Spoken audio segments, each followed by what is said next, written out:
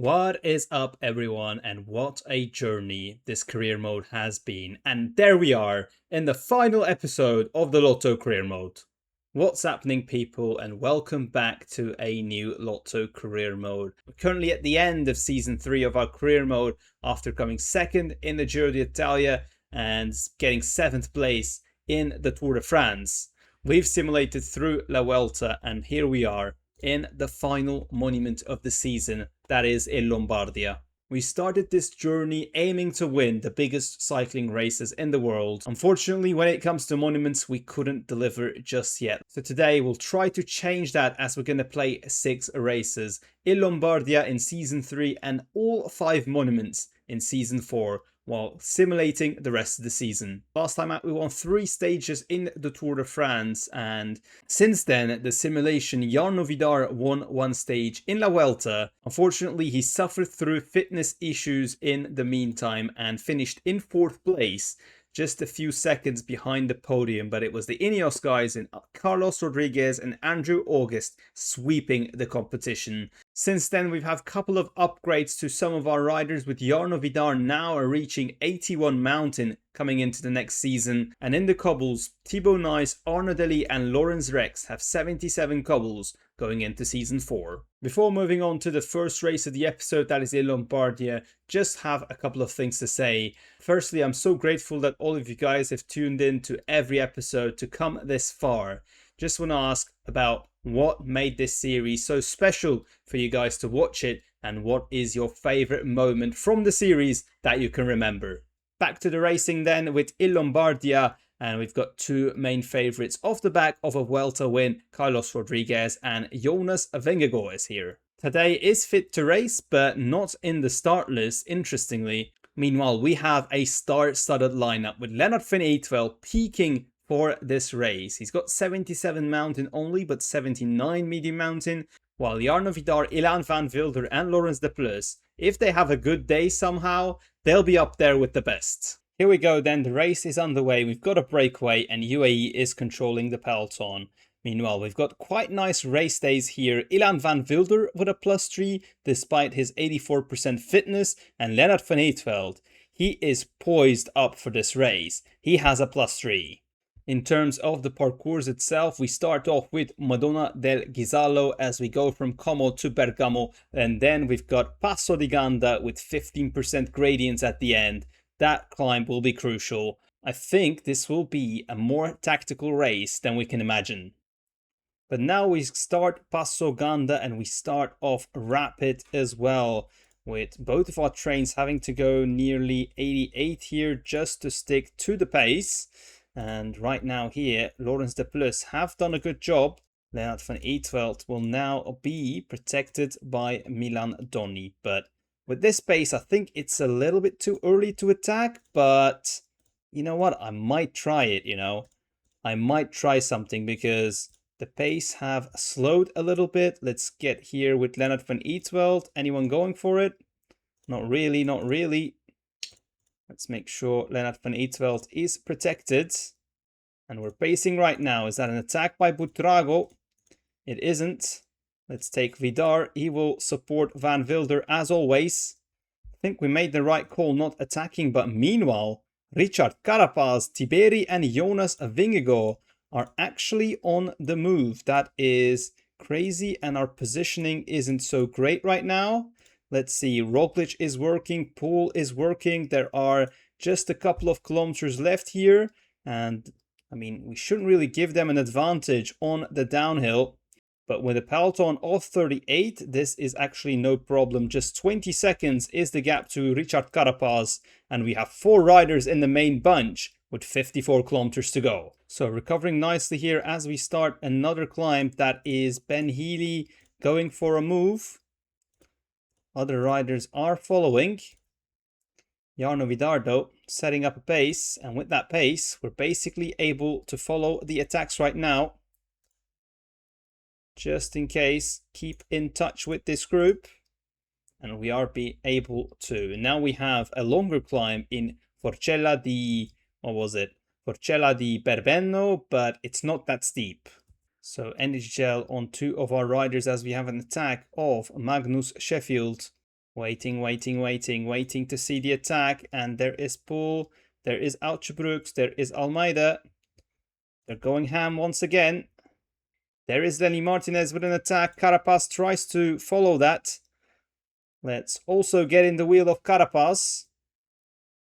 And Van Eetveld doing a super job so far. Let's try to attack with Van Eetveld, but that is not going to do anything here. 4 riders with just 10 seconds. But I think this group will be back for the finale. 6 kilometers to go to the final climb. This is going to be a very close edition of Il Lombardia. I'm just waiting for the moment where the group might stop, but McNulty is doing an incredible pace right now. And now we're coming to the Bergamo Alta finish. And there we go. Come on, Ilan van Wilder, going 99 in the narrow roads here. This is absolutely perfect. We're just waiting. Going 95. There's an attack by Ayuso. Let's follow that with Ilan van Wilder. And there goes Lennart van Eetveld. There goes Van Eetveld with 99 over the climb. That is Lenny Martinez in our wheel. We've got 9 seconds on this group. Let's try to take the wheel off Carlos Rodriguez. Lenny Martinez, what is it going to be? It's downhill all the way to the finish. And we need to have the first spot. Lenny Martinez, an incredible downhiller as well. 1.7 kilometers to go. What is it going to be? I think we might go for the sprint here. Final corner, 600 meters to go. Surely not from here. And yes, Lennart van Eetveld wins Il Lombardia. Our first monument of the career mode comes at the final episode of the career mode. That is amazing. We've played our cards right, remained patient, and secured the victory. Lennart van Eetveld, he was ready for this race, and he delivered. First monument win of our career mode. We're going to proudly watch the podium there. Lennart van Eetveld, he's been here from season 1, and finally our first monument win. It took us 40 plus episodes. And just like that, we're here in the monuments page. Not just on the podium, but on the top step with Lennart van Eetveld.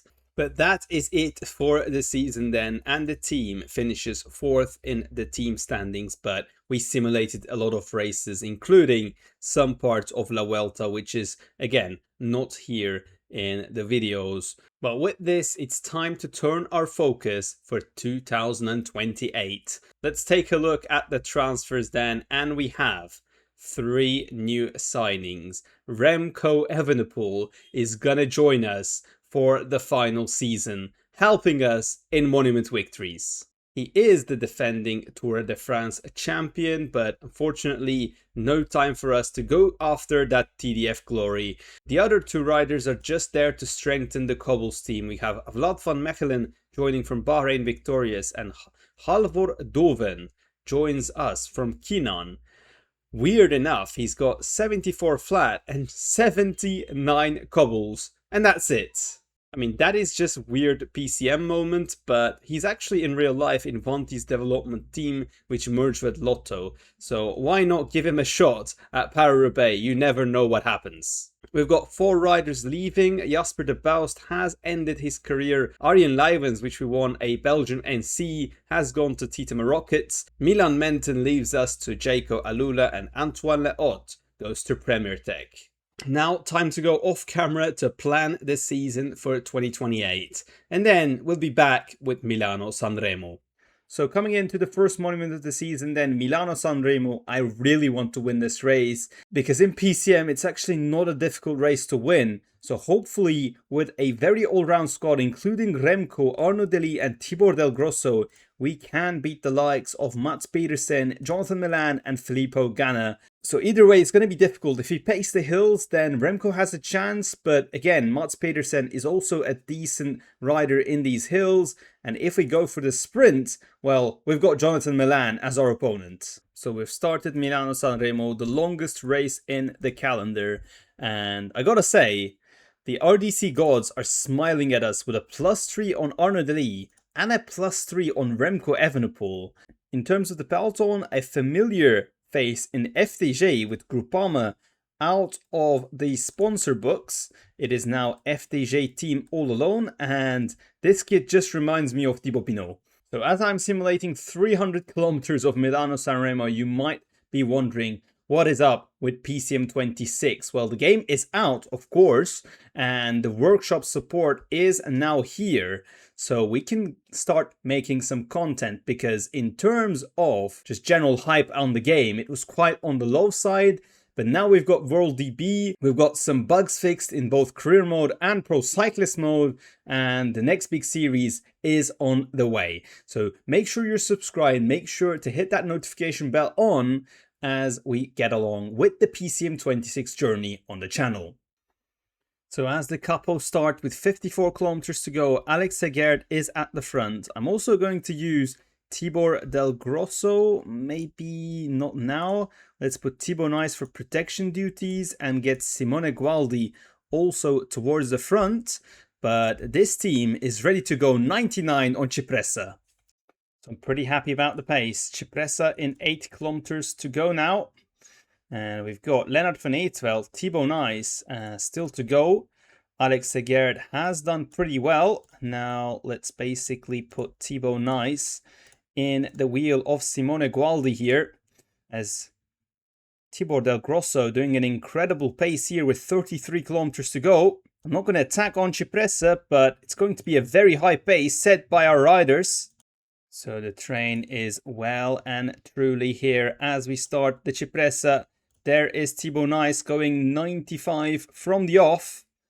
Let's see if we can put up some damage to this group. Jonathan Milan in the World Champion kit. Oh, that is cursed.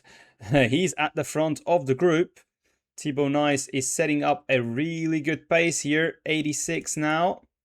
Let's see. We can't really make a separation just yet. Thibaut Nice is now going to go back to Arno Delys' wheel, but that is not a smooth transition. Now Lennart van Eetveld is at the front, and we're nearing the top of Cipressa here. Delys is dropped for a moment, but the riders still following the pace set by Lennart van Eetveld. We've got Madouassi, Zambanini here, but not really any attacks, and Jonathan Milan is still here in this group. So we're obviously not stopping in the downhill, nor is UAE. Look at the pace set by Stuyven here with 15 kilometers to go. Oh my god, they've done a triple attack with Milan behind. That is absolutely crazy tactics by UAE. With 5 kilometers to go, the peloton is right now sprinting to fighting for position. There is Lennart van Eetveld. He's our last rider in the group before our leaders. But Remco Evenepoel, he's going to launch his attack in Poggio. No one can stop that. Energy gel on both Van Eetveld and Evenepoel. We just need the right position as there's a crash behind with Albanese down. And there are attacks coming as we enter the tunnel before the Poggio. Here we are turning right to the Poggio. Come on, blocked it a little bit, but there is Lennart van Eetveld. UAE setting up an incredible pace, but I think this is the time to attack. Arno Delys is right now in the wheel of Remco Evenepoel. That is absolutely crazy, but we have to go 99 here. Arno Delys is in the wheel trying to hang on. There is Pedersen, there is Wout van Aert. Can we break through with Evenepoel? We're trying our best, but there is Jonathan Milan also. Come on, Arno. Oh my god, we can't drop Jonathan Milan with Evenepoel. That is a big shame. Whose wheel can we get to? Come on, Arno, come on. You need to get to the wheel of Pedersen. Come on, Arno. Recover some red. You need to. 3 kilometers to go. We've got Evenepoel here. I mean, I might need to attack already, but I can't really do anything here. I might need to go early, but there is Arno Delys. He doesn't have much red. Evenepoel is struggling on the wheel of Jonathan Milan and just can't drop this man. Going all out in the climb. He's going to win Milano-Sanremo. And yeah, with Evenepoel, with Arno Delys, it's still not going to be enough in order to drop Milan. I should have just waited in Poggio and went all in at the tip of Poggio so that in some way that we could get a separation. But here, the teammates of UAE have closed the gaps perfectly and no monument win for us. On to the next one in Ronde van Vlaanderen. Next up then in Ronde van Vlaanderen, and things are not going to be easy as we have Tadej Pogacar and Mathieu van der Poel in the mix here. As for our team, we've got Timo Kieli, expected +3 RDC. Alex Segert, he's not the Ronde specialist, but he has a +2 RDC. But our leader is going to be Thibaut Nice, but not great secondaries for our man. I'm also bringing out Remco Evenepoel, despite having 67 cobbles in PCM 25. So hopefully that is much better in PCM 26. Not that I'm going to use Remco very often, but yeah, here in Ronde van Vlaanderen, it's going to be a difficult challenge. Let's see how we get on. Well, the expected RDC is not really lying here. Timo Kieli does indeed get his +3. He has 79 cobbles, 78 hills on the day. So I think he'll be our leader, with Thibaut Nice having a +2, 81 cobbles. Okay, Thibaut, okay. I mean, I can't really trust you with the flat, but 81 cobbles, 82 hills. That should be fighting for the podium at least. Come on, surely. We have a 9-man breakaway, but all we're going to do is wait for the final 60 kilometers, where attacks will come from Mathieu van der Poel and Tadej Pogacar. Okay, we've got a puncture. That is Remco, who has punctured at just before Marlborough-straat, inside 110 kilometers to go. We are still in the peloton, and you know, Remco, he's a flat powerhouse combined with Alex Segert. Alex, actually, you get bottles, and Remco should make his way back, as we've got a puncture, this time for Samuel Watson. 98 kilometers to go. The pace set by Alpecin, not so hard. And all the favorites positioned well. Oh my god, this time Remco crashes. Really? Gotera also crashes, but I mean, yeah, Remco is not really our leader for this one with 69 cobbles on the day. So apologies, Remco, but let's wait for the Decathlon riders to get us back at the front. Berg ten Houte is in 10 kilometers, so ideally we want to be at the front before then.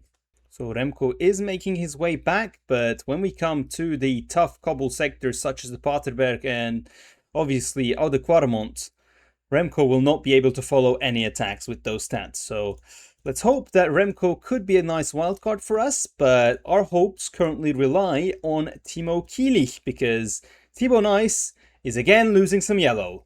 It's funny that Remco Evenepoel, despite all the trouble, has the best yellow thanks to his flat stat, but again, when it comes to Oude Quaremont and sectors like this, he's going to be in big trouble. So you know what, I'm just going to put myself to the front with Remco as this Oude Quaremont sector starts, so that we don't lose any position. Oh, now Tibor Del Grosso has a puncher. I don't know who he was protecting. Oh, that was Kieli. So, yep, sorry, Thibaut. But I need to protect Timo Kieli first. And there's an attack of Mats Pedersen.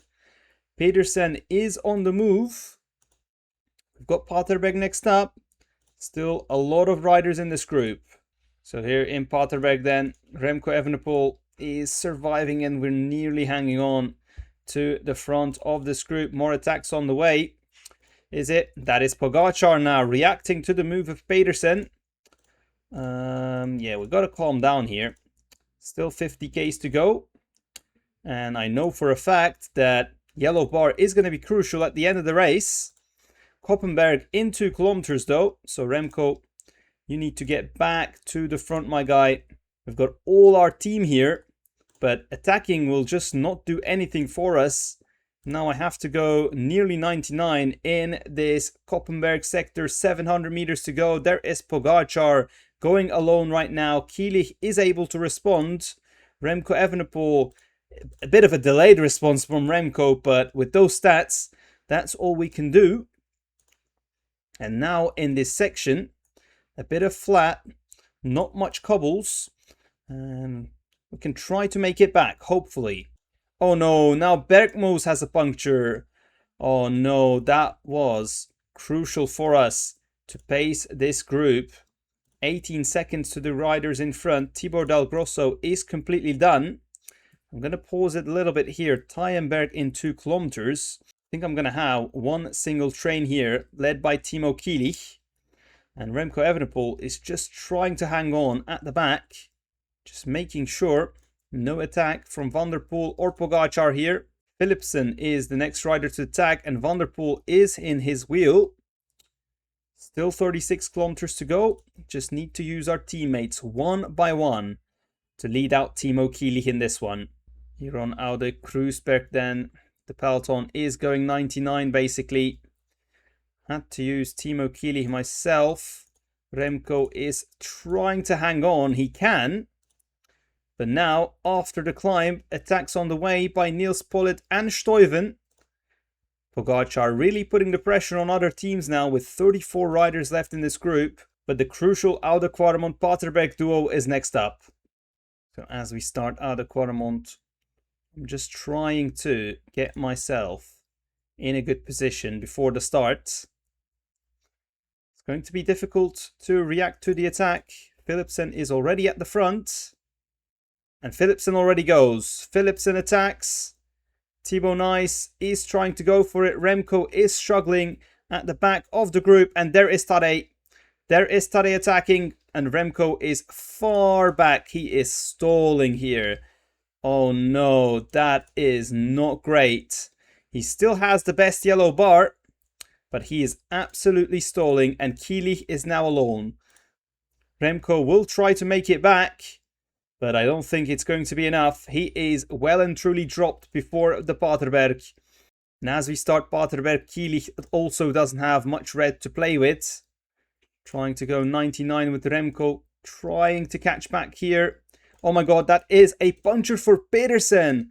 That is absolutely crucial. Kieli has made it with the group. But we are well and truly 40 seconds back on Tadej Pogačar, and who is he with him? Of course, Mathieu van der Poel. Remco Evenepoel is trying to make it back towards the front group, going 99 here, come on. Jorgensen has slowed down and Remco has made it back just. But the question for the win is over. 1 minute 23, the Group 2 syndrome is real, and to be honest, no one really has the energy to do anything. And it's Pedersen back to the group, who's pacing himself. Will try to sprint for third place with Timo Kieli. It's going to be a duo sprint for the win between Pogačar and Mathieu van der Poel. And with me and Timo Kieli, I'm just trying my best to go for third place. But Pedersen has opened the gap here. I'm trying to follow the other riders, getting to the wheel of Fedorov. But Pedersen is going to take that. And for the win, it is Mathieu van der Poel out-sprinting Tadej Pogačar. Now it's time to sprint then for the minor places. Went a bit early. Well, not really, but can't out-sprint them with Timo Kieli for some reason. It is going to be a 7th place for us in Ronde van Vlaanderen. And that is not our best result. I think the flat stat is way too OP. Maybe it's a slider issue, but Thibaut Nice just can't hang on to the front. So it's 7th place for us. Matthias Schwarzbacher, a rider that we could have signed, got 5th place, but the level of Pedersen, Pogačar and Van der Poel nowhere near in our team. Next up, Paris-Roubaix then, and things won't be any more easier as we have 83 cobbles. Mathieu van der Poel to beat, and we've got our man, of course, Halvor Dolven with 79 cobbles, but pretty poor stats all round. I don't think he's going to be able to make it with 71 resistance on the day. But the other riders we've got, obviously Thibaut Nice, Lawrence Rex, Arnaud Delis maybe, and Thibaut Del Grosso, which didn't get the jump that I was wanting from him. A podium would be a magnificent result, but honestly, more expected to get a top 10 with this team. The race has started, and so did the fight to get into the breakaway. We've got 12 initial attackers, but the peloton is not settled yet. And I'm thinking maybe we can get Halvor Dolven in it. He's got 82 cobbles after all. I don't know really. I mean, his secondaries, 78 stamina, 75 resistance. Is that going to be enough? You know what? I'll keep him at the wheel of Lawrence Rex then. I think he's our best bet for getting any type of result in this race. So the cobbles start with through our wheel then, as always, and we've got our first puncher of the day. That is Thibaut Del Grosso. And what was he doing? I forgot. I think he was in the wheel of Kieli. But Del Grosso will be back to the wheels, making sure we survive through the Arenberg without any harms. Abrahamsen is the rider who falls down. 2 minutes 40 to the breakaway. And the pace is still quite slow. And we've got now, what is it? 30 riders? Oh my god. Can we do something about it? Mr. Deli and Alex Segert, maybe get up the pace a little bit. I mean, you're not going to get this chance very often. Come on, come on, come on. But yeah, there is this Melisa bike, of course, getting that group back. But while we're at it, why not increase the pace a little bit with Deli and Segert? Okay, so we've let the pace for a bit with Segert and Deli. And now as we come to a 4-star sector, we're back trying to follow the wheels as Alpecin now takes charge of the pace. And it is a puncture for Timo Kielich at the worst time possible. We need riders to wait. We need riders to wait. Thibaut Nice, you protect Rex. I think 2 riders waiting will be good enough because, yeah, Kielich is one of the riders to watch in this long sector. That is such a bad time to puncture for Timo Kielich. Try to go 95 here. Can we do something about it? Come on, come on, come on. Don't lose the gap. He's not. Kielich is doing quite well. And we're going to be back just before the next sector. Timo Kielich, mega job to be back. But now another 3-star sector. And some of the attacks. And now it's Tibor Del Grosso who punctured. That is, oh my god, Arnaud Delias also. No, that is bad, that is bad, that is bad. Tibor Del Grosso had a lot of energy, but yeah, I think that is going to waste here. So 4-star sector up next. It's a crash for Filippo Ganna. And it is quite a big crash with Gauthierat also down. And Gauthierat abandons. He's got 81 mount in the Frenchman. And he has to say goodbye to this race. In the peloton, 31 riders right now, and I think we need to pace here. We need to do something. I think that's going to be Thibaut Nice setting the pace at 84 for a bit. Don't think we can attack, but we can try to set a pace to tire down opposition. Thibaut Nice did his job, but we've got attacks now. Thankfully, Jasper Philipsen is one of the riders that is taking care of those. Looking at our team then, as we come into the Orchies sector, Lawrence Rex and Halvor Dolven looking the 2 riders with the best energy. And Timo Kielich is going to be our super domestique from now on. 34 riders in this peloton. Pogacar is here. Mathieu van der Poel is also here. These 4-star sectors really hurt. And Oshile Orchies and Mons Ampevel combo is a deadly one. With Lawrence Rex struggling to keep up towards the pace of Mathieu van der Poel. Thankfully, we have made it, so we've got 3 riders in the 30, but how many of them will be in the top 10 in the end? I can assure you, not a lot. If we can get one in there, we'll be happy. Here is the Mont Saint-Pavel then, the penultimate 5-star sector of this race, 3 kilometers long, and now it's time to make a decision between Rex and Halvor Dolven. Well, Dolven has 82 cobbles. But Rex obviously has the stamina. Right now, Rex is the rider who's doing the pull. Not sure if that's the best idea. I think it is the cobbles that basically tire you a lot. And if Dolven is better at that, I think we might go for him. So 40 Ks to go. It is the attack of Mathieu van der Poel. He's trying to go solo. Stuyven, Vidden, Philipsen, Vatsek and Peterson are here. Wout van Aert and Pogacar are basically chilling. Let's see what happens next. For now, Lawrence Rex is pulling Halvor Dolven. And oh my god, it is a puncher for Lawrence Rex. That is awful. That is just absolutely awful. And now Dolven is all alone in this group against the biggest stars of the competition. Come on, Rex. Can you make it back? Well, it will be in exchange of a lot of energy, and even with that, I don't think it's going to be possible. He lost a minute there in the cobble sector. Oh, that was horrible timing to get a puncture. This Norwegian guy, he eats cobbles for breakfast. He completes the first one, the second hurdle. Burgel a something, it's a 3rd-star sector, and we've got attacks. Come on, Halvor Dolven. Come on, come on, come on. But no, I can't really use all my yellow there. And the group of 9 is gone. And we are in the second group.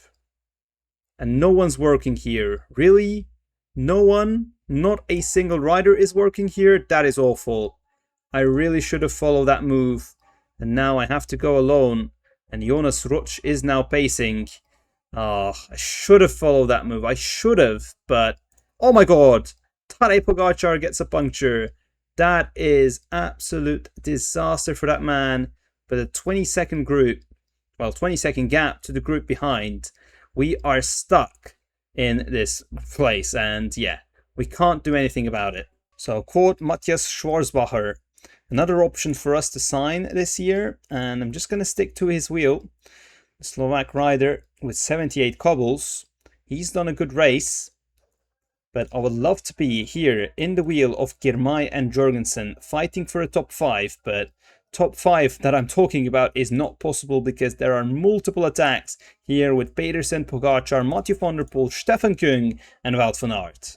And yes, we are nowhere near that with 11 kilometers to go. So I think it will be a 4-way fight here. Pedersen now caught by Pogačar, Kung and Mathieu van der Poel. My bets go to Mats Pedersen for this one. Meanwhile, Halvor Dolven is caught by the big group who just made their entrance to the velodrome. Pedersen is the first one to go. Pogačar stutters and Pedersen is going to take a great win in Paris-Roubaix. Mathieu van der Poel gets second. What we can do with Halvor Dolven though, let's try to see that is Bissiger not the best wheel to follow. Now I've got Vatsik's wheel, 2.3 kilometers to go, bit of cat and mouse here and there. Vidden Philipsen is pacing, Sverensgold is pacing. Oh, I'm trying to get the wheel off Connor Swift, 800 meters to go. I'm out of yellow, I'm out of red, and it's going to be somewhere in the top 20, I feel, for Halvor Dolven. Top 10 was very close, but it's not what we came here for anyway. 18th place for Halvor Dolven.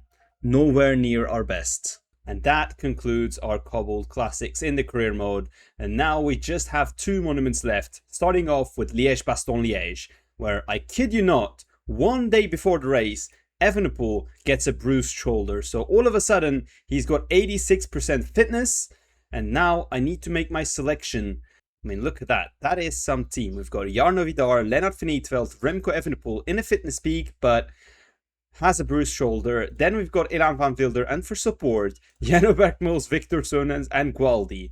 This is such a strong team, and we've got a more interesting variant for Liège-Bastogne-Liège with more flat kilometers, but I think we've got more climbing before it as well. So it's going to be an interesting race for this 2027 or 2028 Liège-Bastogne-Liège. The favourites, Tadej Pogačar, Vingegaard and Carlos Rodriguez, with Paul Sexas in the mix as well. Tom Pidcock, he will also be here. But, you know, such a strong squad. I think we can play attacking.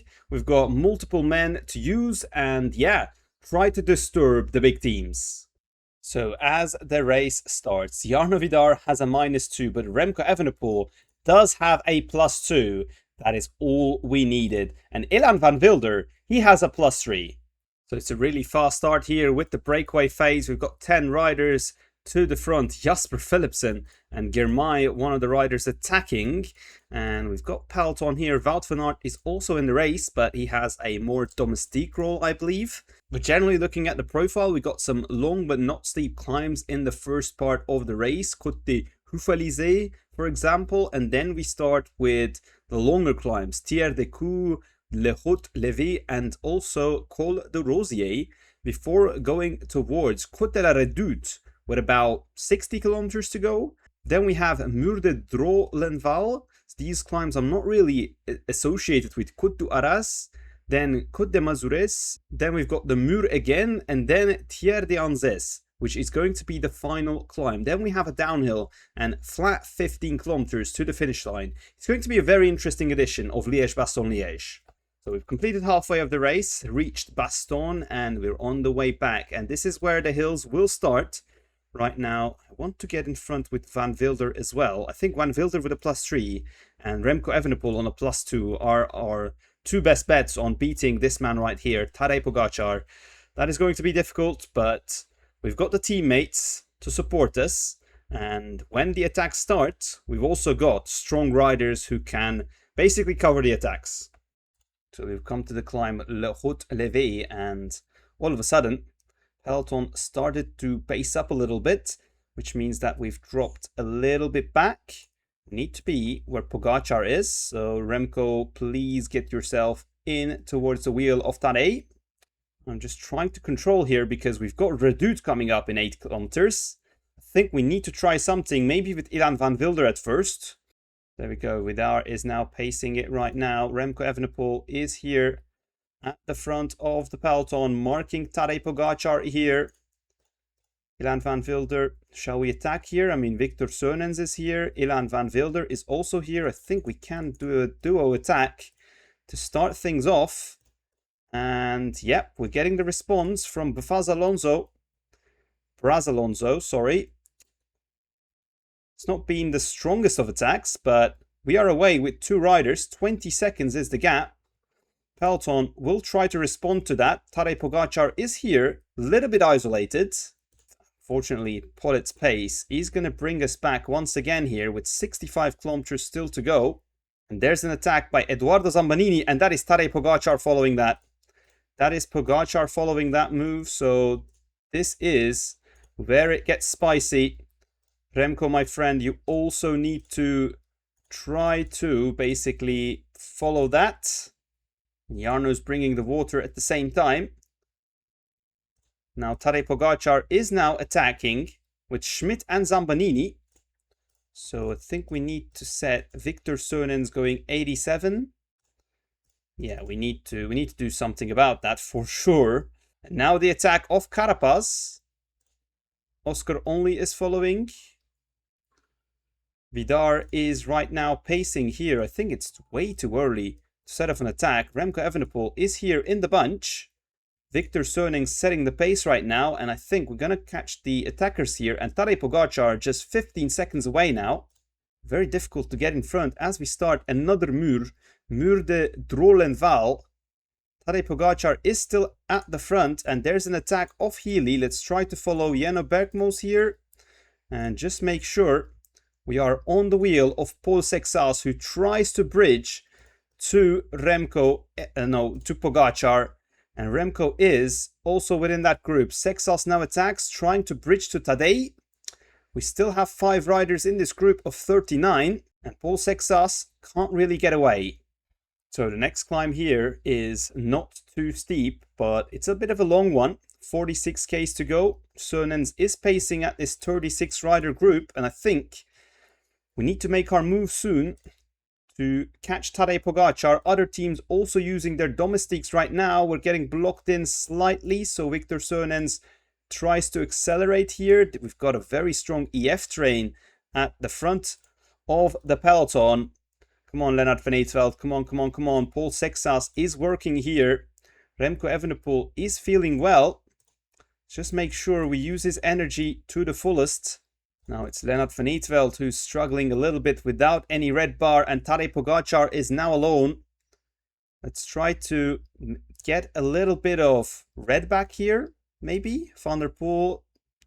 Pogacar is trying to go solo. Still 40 k's to go. The gap is 30 seconds. I think what I'm going to do is try to use Lennart van Eetveld a little bit here. And that on that next steep climb, Côte de Mazures, maybe we can go. We still have 3 climbs to go. It's not really a G2 syndrome because the riders here actually have energy.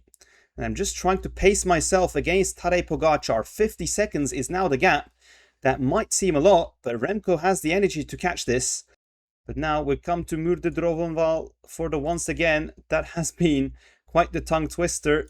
But there goes Ilan van Wilder attacking right now, and Remco Evenepoel is here, and Remco Evenepoel will try to go and try not to get blocked here and try to catch Tadej Pogacar in this climb.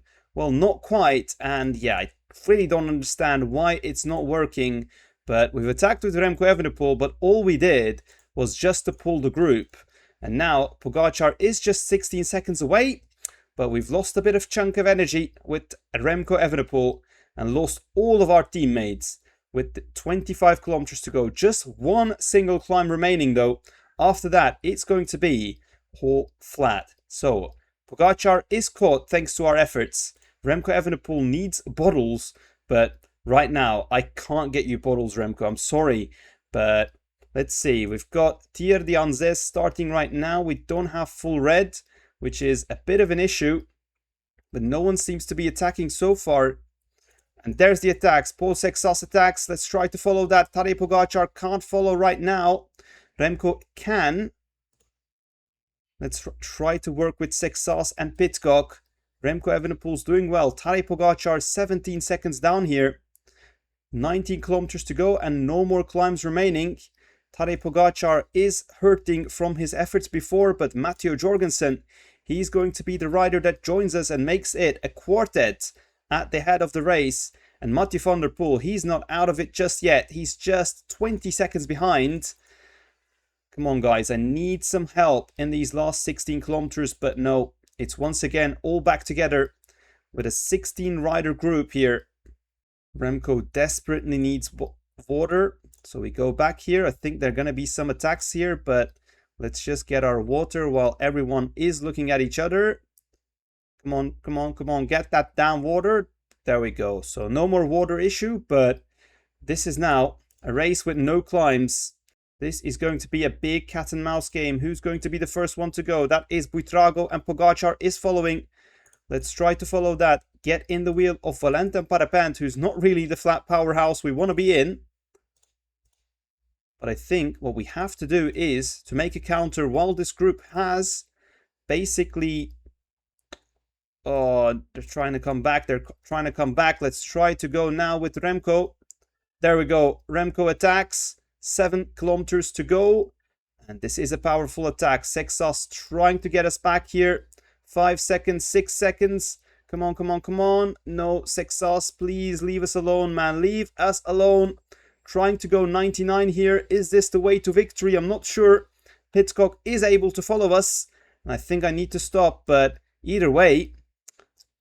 The other riders are here. It's a 9-rider sprint, which will decide the victory of Liège-Bastogne-Liège. And right now, with no red bar, it's literally the worst case scenario.